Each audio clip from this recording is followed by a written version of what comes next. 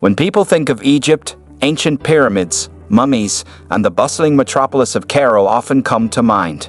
But in the heart of the desert, 45 kilometers east of its iconic capital, Egypt is quietly constructing something that might change the country forever: a brand new city, with sky-piercing skyscrapers, gleaming government buildings, and wide boulevards.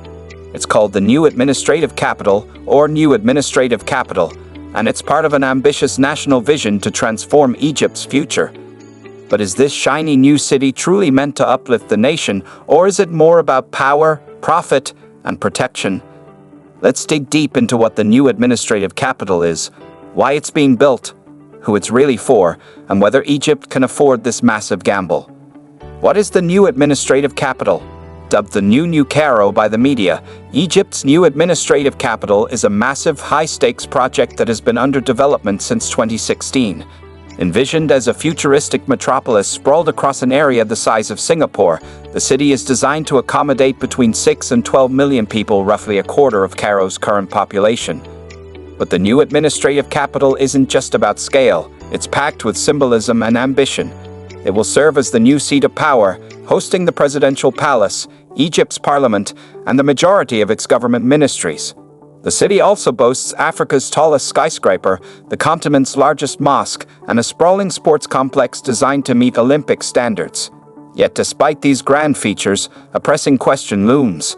Why construct an entirely new capital in the middle of the desert when Cairo, a city steeped in thousands of years of history, already exists?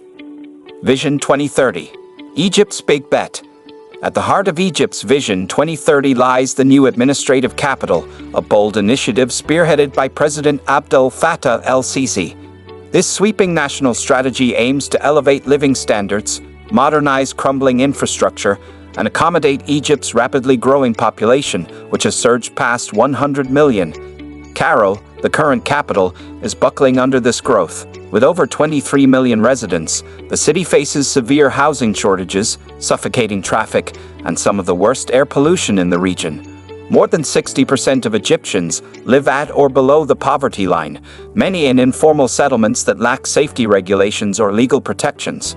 The situation is exacerbated by rising rental costs, driven up further by a steady influx of refugees fleeing conflict in neighboring Sudan. To address these pressures, Egypt has previously attempted to develop desert cities on Cairo's outskirts. However, past efforts like Sadat City and Sheikh Zayed City often failed to attract broad public migration, instead becoming either underpopulated or exclusive enclaves for the wealthy. Rather than easing Cairo's burden, these projects have at times reinforced the country's economic divides. What makes the new administrative capital different? Supporters of the new administrative capital argue that this time will be different. According to the latest blueprints, the city is divided into distinct zones. On the western edge, near the highway connecting it to Cairo, are residential areas dotted with hospitals, schools, and office spaces. On the eastern side, isolated by 16-lane expressways, lies the real power center home to the government district, military complexes, and presidential buildings. It's no coincidence that this layout makes the administrative and military core physically and symbolically distant from the general public. Add to that the Octagon, a new and enormous Ministry of Defense HQ, being built within the new administrative capital. It's one of the most secure zones in the city, surrounded by military and state buildings. Critics say this new city is not being designed for everyday Egyptians, it's being built to shield Egypt's ruling class from unrest, protests, and public scrutiny. Who's funding the new administrative capital? Constructing an entire capital from scratch is no small feat, especially with a price tag of $58 billion. The new administrative capital is being developed by the Administrative Capital for Urban Development, a state-owned company. But here's where it gets interesting. 51% of administrative capital for urban development is controlled by Egypt's military, and the remaining 49% is under the Ministry of Housing. This gives the military sweeping control over the entire project, from land sales to construction contracts and even the profits from properties sold. And despite official claims that no public treasury funds are being used, the truth is murkier. The government has borrowed heavily from banks, often with state-backed guarantees, which makes the Egyptian taxpayer the ultimate bearer of the debt.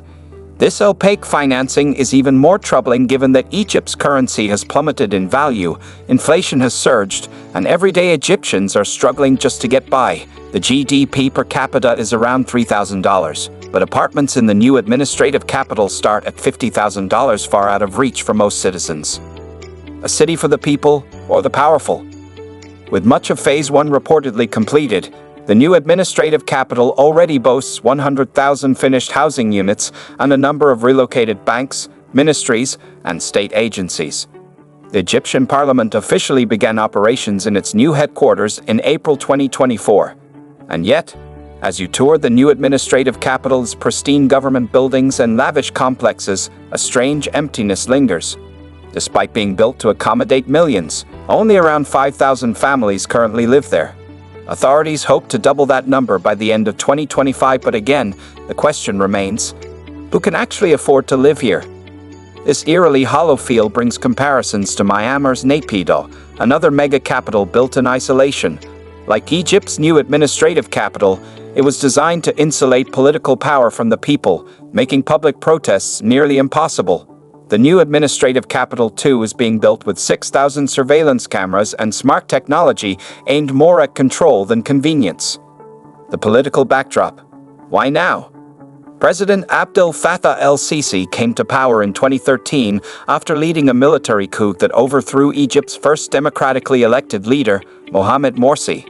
Since then, his administration has systematically tightened control over the country, cracking down on freedom of expression, civil liberties, and public protests.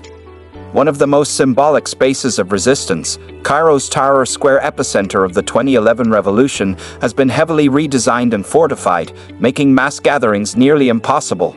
Public demonstrations have dwindled under increased surveillance and authoritarian measures. Now, with the construction of the new administrative capital 45 kilometers east of Cairo, the government is physically distancing itself from the masses. This move significantly reduces the chance of spontaneous protests or uprisings near key state institutions. The new administrative capital's isolated design with secure zones, wide highways, and limited public access suggests more than urban planning. It's a calculated shift of power. By creating a fortress-like capital, the regime ensures tighter control over the state while shielding itself from unrest. It also mirrors similar tactics seen in authoritarian regimes worldwide. Ultimately, the new administrative capital is not just a city, it's a symbol of consolidation, designed to keep power in and dissent out. Can Egypt actually finish the new administrative capital? Despite the obstacles, work continues. A grand opera house, museums, and a theater have already taken shape. Around 70% of the industrial park has been sold to investors. Phases 2 and 3 are still underway, but details remain scarce. Optimists say the new administrative capital could eventually attract enough residents and businesses to become a thriving hub. But skeptics point to Egypt's history of half-finished megaprojects, rising debt, and public skepticism. Egypt's economy is fragile. The country has sought multiple bailouts from the IMF, and inflation has been punishing. Can it really sustain the momentum of a project this grand? Or will the new administrative capital become yet another ghost city, glittering on the outside but empty on the inside? If you enjoyed exploring Egypt's bold new capital with us, don't forget to like this video, it really helps us out. Got thoughts on the new administrative capital? Drop a comment, we love hearing what you think. Make sure to subscribe for more deep dives into the world's wildest mega projects. Thanks for watching. See you in the next video, where big ideas get even bigger.